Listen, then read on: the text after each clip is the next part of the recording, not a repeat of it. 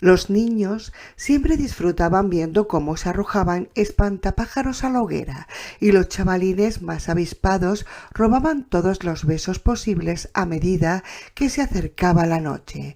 Pero ahí se acababa todo. Las trivialidades y las fiestas podrían estar muy bien para el mundo medio y el mundo interior, pero no pertenecían a ninguno de los dos.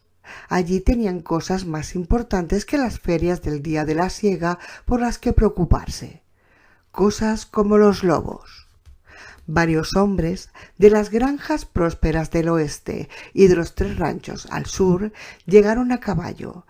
Eisenhower del Rocking B incluso se trajo el rifle y unas bandoleras de munición cruzadas sobre el pecho. Diane Jafford dudaba de que las balas sirvieran para algo o de que el viejo rifle las disparara aunque estuvieran en buen estado.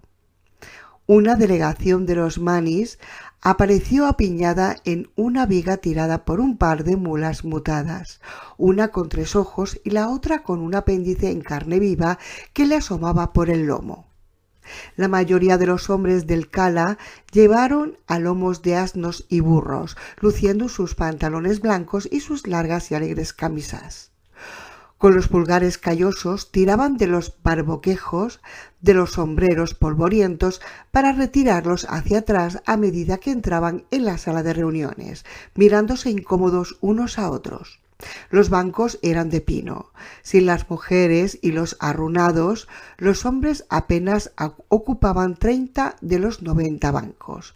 Algunos conversaban, pero no se oían risas.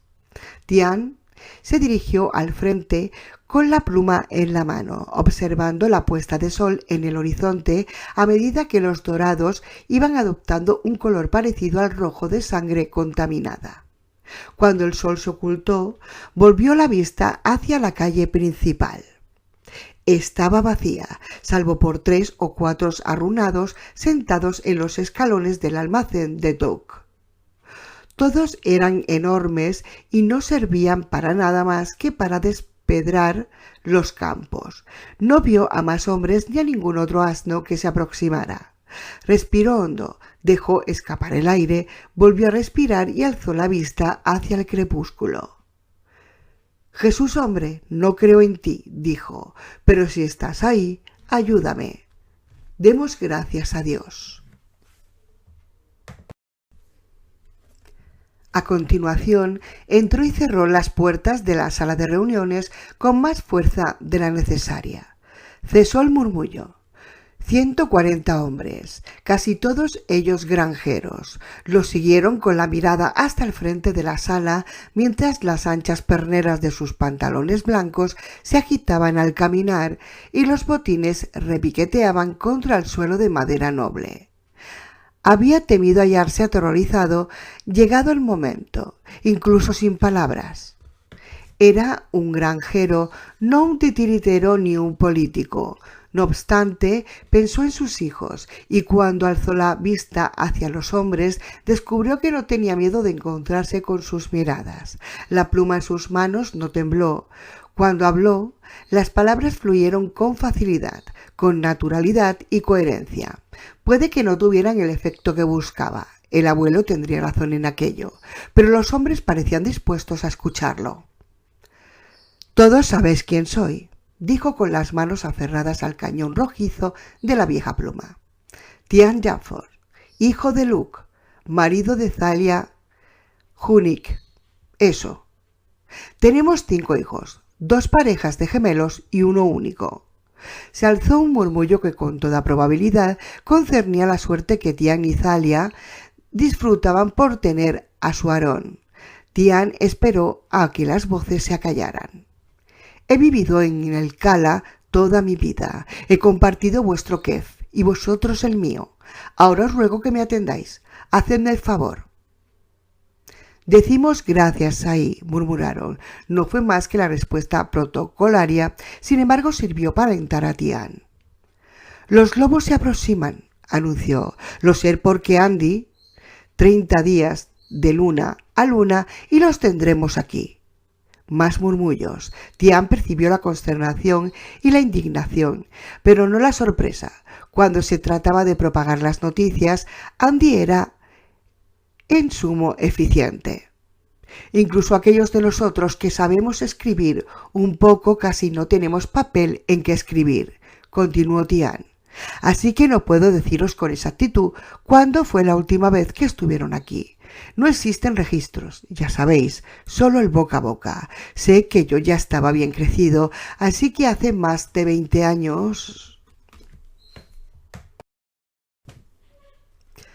24. Lo interrumpió una voz desde el fondo de la sala.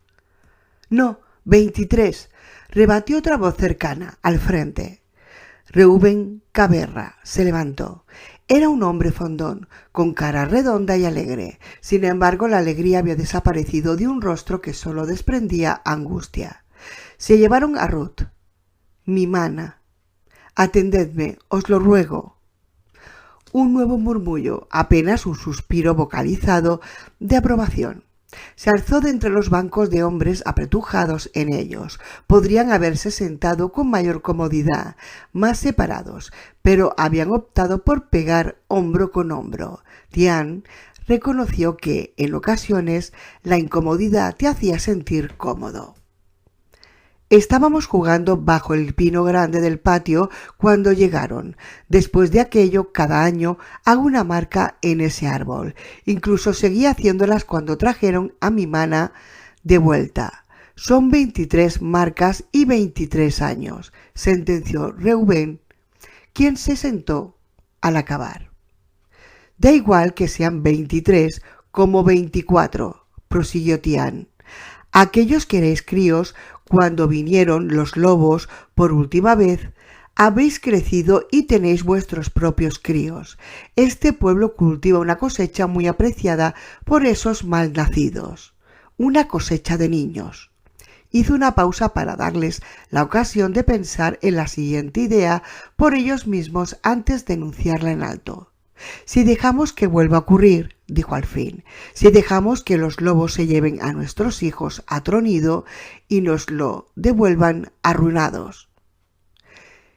¿Y qué coño podemos hacer?, gritó un hombre sentado en uno de los bancos del medio. No son humanos. Ante aquella afirmación se levantó un cuchicheo general y desalentado de adhesión. Uno de los manis se levantó y se estrechó con fuerza su capa azul oscuro alrededor de sus hombros huesudos. Miró a su alrededor con ojos torvos. No parecían febriles, sin embargo, a Tian le parecieron a una larga legua de la cordura. «Atendedme, os ruego», dijo. «Decimos gracias, Sai».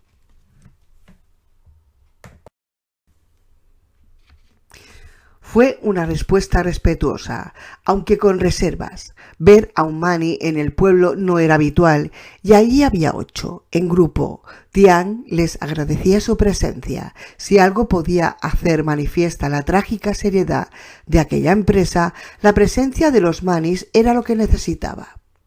La puerta de la sala de reuniones se abrió y un hombre más se deslizó en su interior.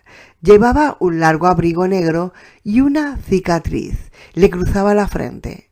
Nadie, ni siquiera Tian, se percató de su entrada, pues todos estaban mirando al mani. Escuchad lo que dice el libro de los manis. Cuando el ángel de la muerte sobrevoló el Egipto, mató al primogénito de todas aquellas casas cuyas jambas no estuvieran cubiertas por la sangre de un cordero sacrificado. Palabra del libro. Alabado sea el libro, contestaron los demás manis. Tal vez deberíamos hacer lo mismo, prosiguió el portavoz de los manis. El tono de su voz era calmado, aunque una vena le palpitaba sin cesar en la frente. Tal vez deberíamos convertir los siguientes 30 días en una fiesta jubilosa por los pequeños y luego dormirlos y dejar que su sangre corra sobre la tierra. Dejemos que los lobos se lleven sus cuerpos al este si este es su deseo. Estás chalado, intervino Benito Cash, indignado y al mismo tiempo a punto de estallar en carcajadas. Tú y todos los tuyos. No vamos a matar a los críos. ¿Los que vuelven no estarían mejor muertos?, repuso el Mani. Cráneos enormes que no sirven para nada, caparazones vaciados. Ea, ¿y qué me dice de los hermanos y hermanas?, preguntó Baum Eisenhardt. Porque los lobos solo se llevan a uno de cada dos, como todos bien sabéis. Un segundo Mani se levantó. Tenía una barba blanca y sedosa que le caía sobre el pecho. El primero tomó asiento. El anciano Hendrich miró a su alrededor y luego a Tian. Vos ostentáis la pluma, joven amigo. ¿Se me permite hablar? Tian asintió con la cabeza para que continuara. No era un mal inicio. Que le dieran todas las vueltas que quisieran al asunto. Confiaba en que al final convendrían en que solo tenían dos opciones: dejar como siempre que los lobos se llevaran a uno de cada pareja de niños que no hubiera llegado a la pubertad, o presentar batalla. Sin embargo, para llegar a aquella conclusión, primero tenían que comprender que cualquier otra alternativa era un callejón sin salida. Es una idea espeluznante, Sea, dijo el anciano con calma, incluso con pesar. Pero pensad en esto, Sais. Si los lobos vinieran y no encontraran niños, puede que nos dejaran en paz para siempre jamás. Ea, podría ser que sí, prorrumpió uno de los granjeros más pobres llamado Jorge Estrada. Y podría ser que no. Manisai, ¿de verdad matarías a todos los niños del pueblo por algo que solo podría ser? Un enérgico rumor de adhesión recorrió la sala. Otro de los minifundistas, Garrett Strong, se puso en pie. Su rostro achatado rezumaba mal humor y agresividad. Llevaba los pulgares colocados en el cinturón. Lo mejor sería que nos matáramos todos, sugirió, críos y adultos por igual. El Mani no pareció inmutarse por el comentario, como tampoco el resto de acompañantes de capa azul de su alrededor. Es una opción, contestó el anciano. Si estáis dispuestos, podemos discutirlo. Se sentó. Yo no, objetó Garrett Strong. Sería como cortarse la maldita cabeza para no tener que afeitarse. Atendedme, os lo ruego. Se oyeron risas y algunos gritos de «Te atendemos muy bien». Garrett volvió a su asiento un poco menos tenso y acercó la cabeza a la de Baum Eisenhardt. Uno de los rancheros, Diego Adams, trataba de oír lo que decían, con la mirada de ojos negros muy atenta. Otro de los minifundistas, Bucky Javier, se levantó. Tenía unos ojillos vivos y azules en una cabeza pequeña que parecía ir inclinándose hacia atrás desde su barbilla de chivo. ¿Y si nos vamos una temporada?, propuso. ¿Y si cogemos a nuestros hijos y nos volvemos al oeste? Tal vez hasta el ramal occidental del Río Grande. Hubo un momento de profundo y reflexivo silencio ante la audaz propuesta. El afluente occidental del Wye casi llegaba hasta el mundo medio donde, según Andy, hacía poco había aparecido un gran palacio de cristal verde que hacía incluso menos tiempo había vuelto a desaparecer. Tian estaba a punto de responder cuando Eventok, el tendero, lo hizo por él. Tian se sintió aliviado. Tenía la esperanza de seguir callado todo el tiempo posible. Cuando hubieran terminado de hablar, él les diría lo que quedaba por hacer. ¿Estáis locos?, preguntó Eben. Los lobos vendrán, verán que nos hemos ido y lo arrasarán todo, granjas y ranchos, cosechas y almacenes, raíces y ramas. ¿Qué quedará cuando volvamos? ¿Y si vienen a por nosotros?, lo secundó Jorge Estrada. ¿Acaso creéis que a esos lobos les iba a resultar muy difícil seguirnos? Nos lo quemarían todo, como dice Toc, nos seguirían el rastro y acabarían llevándose a nuestros críos de todos modos.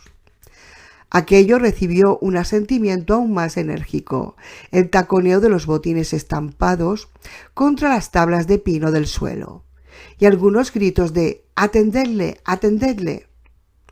Además, añadió Neil Faraday, levantándose y sujetando su ancho y mugriento sombrero frente a él. Nunca se llevan a todos nuestros hijos. El tono acomplejado, como si llamara la cordura general, con el que habló irritó sobremanera a Tian. Aquel era el consejo que más temía, el infalible falso llamamiento a la razón. Uno de los manis, uno de los jóvenes sin barba, profirió una risa desdeñosa y seca.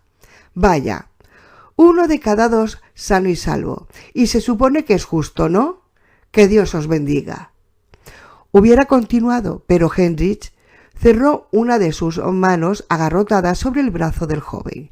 El joven no dijo nada más, aunque tampoco bajó la cabeza en señal de sumisión.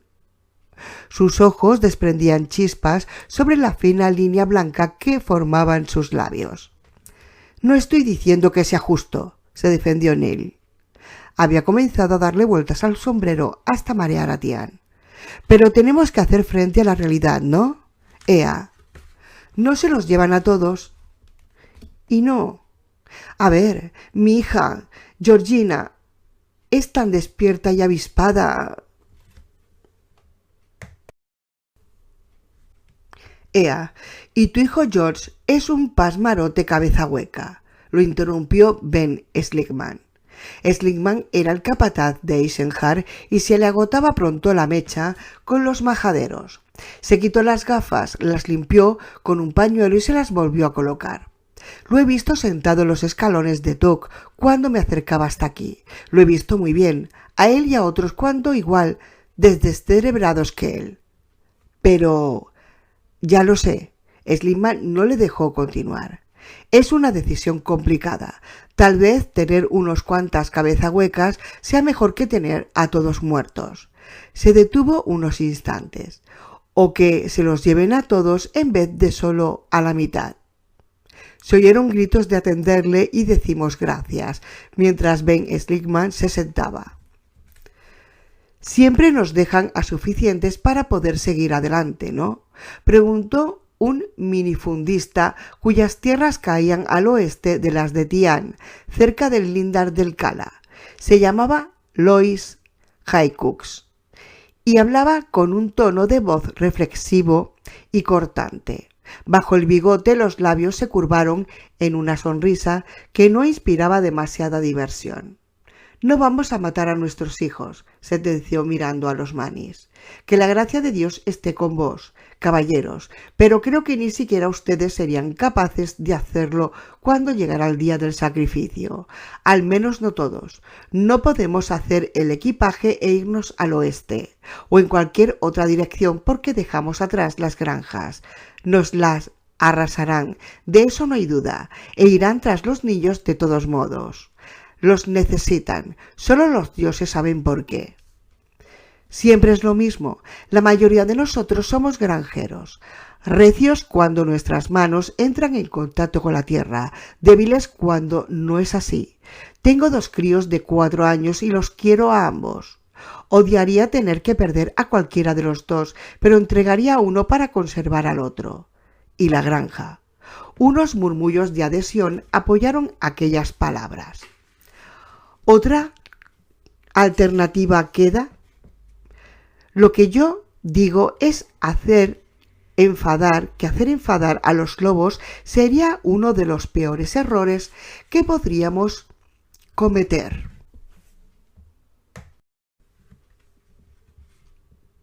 Salvo, claro está, que pudiéramos hacerles frente. Si eso fuere posible, lo haría, pero no veo cómo». Tian sintió que se le encogía el corazón con cada palabra de Haycux. ¿Cuánta determinación le había robado aquel hombre? «Por Jesús, hombre y todos los dioses». Wayne Oberholzer se puso en pie. Era el granjero con mayores rentas de Cala Bryn Sturgis y lucía una amplia y protuberante panza que lo corroboraba.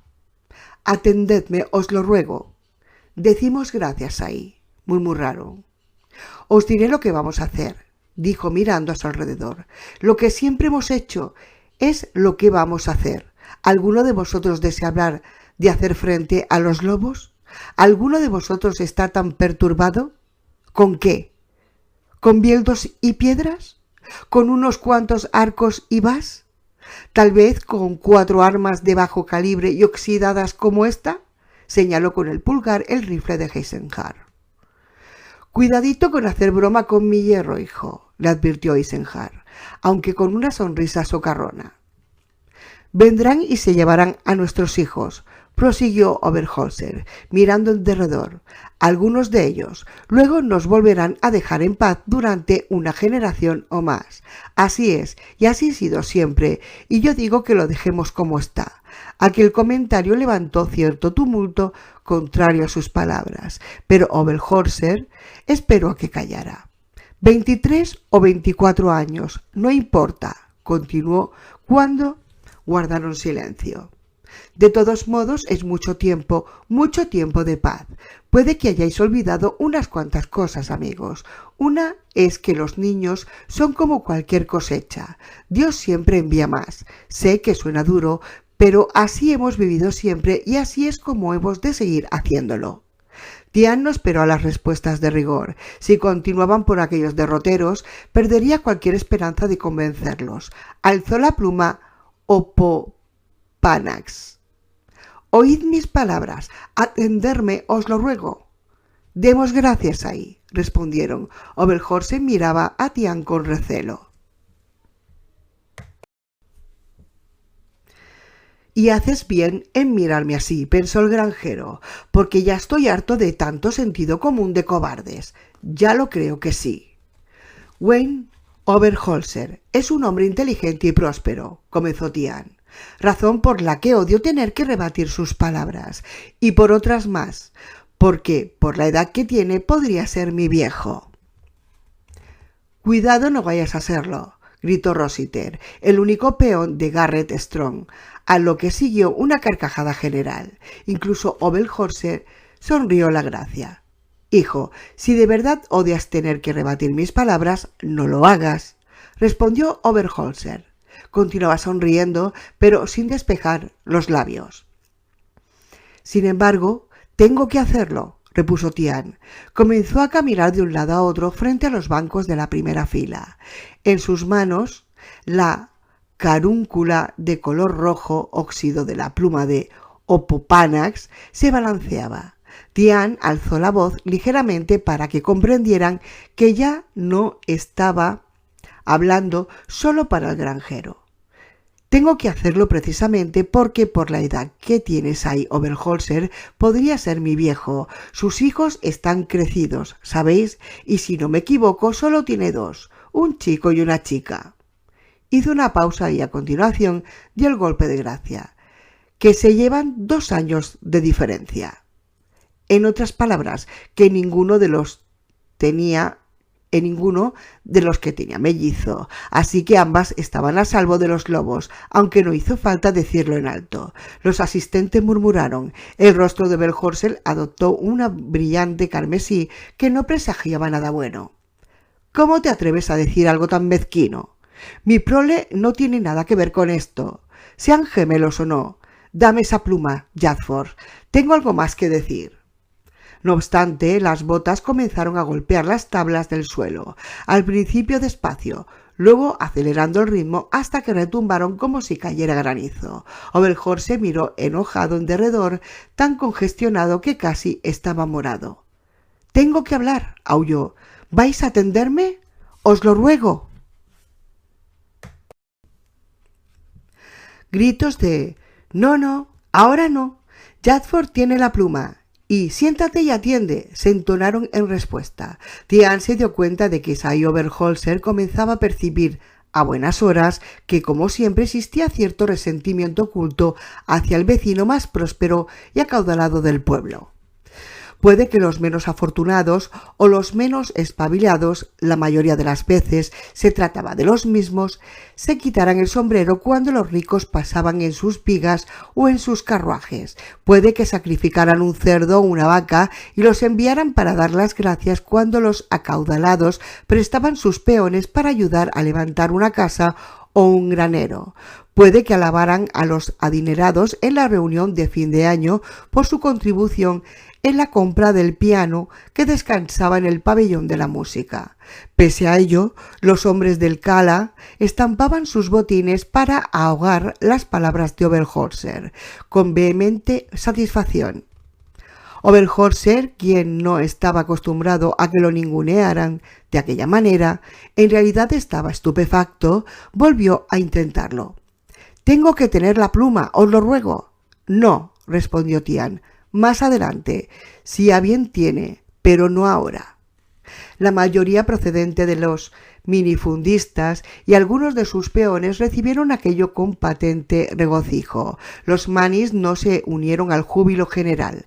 Estaban tan apretujados unos a otros que parecían un borrón de tinta azul en medio de la sala y visiblemente desconcertados por aquel cambio de rumbo. Baum Eisenhardt y Diego Adams, mientras tanto, se acercaron a Oberholzer y le hablaron al oído. «Tienes una oportunidad», pensó Tian. «Será mejor que la aproveches». Alzó la pluma y todos guardaron silencio. «Todo el mundo tendrá la oportunidad de hablar», aseguró. «En cuanto a mí, lo que digo es que no podemos seguir así, agachando la cabeza y de brazos cruzados mientras los lobos vienen y se llevan a nuestros hijos. Ellos siempre los devuelven», intervino un peón llamado Faren Posella, con timidez.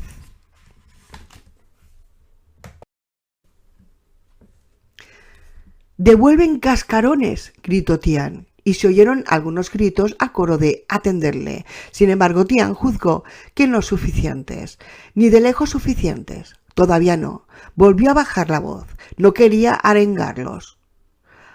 A Oberholzer lo había intentado y no había llegado a ninguna parte, a pesar de sus 400 hectáreas de terreno.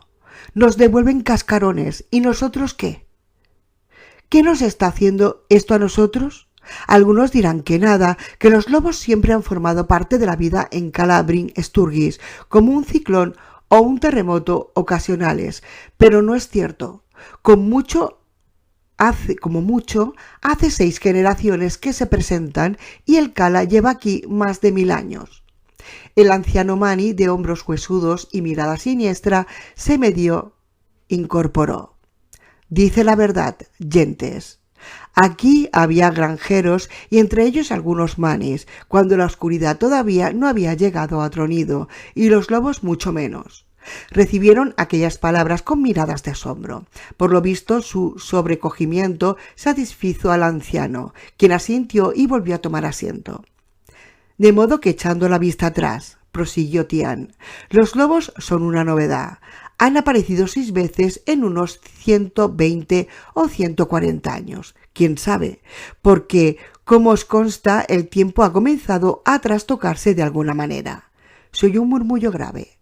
Varias personas asintieron con la cabeza. «En cualquier caso, una vez en cada generación», continuó Tian.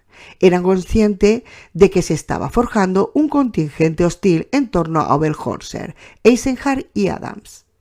Ben Schlickmann podía estar o no a su favor. Probablemente lo estaba.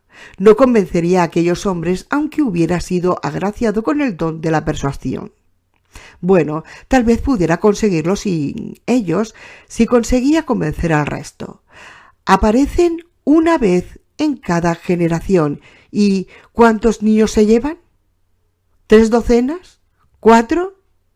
Puede que Sai Oberholzer no tenga críos en estos momentos, pero yo sí, y no solo un par de gemelos, sino 2, Hedon y Heda, Liman y Lia.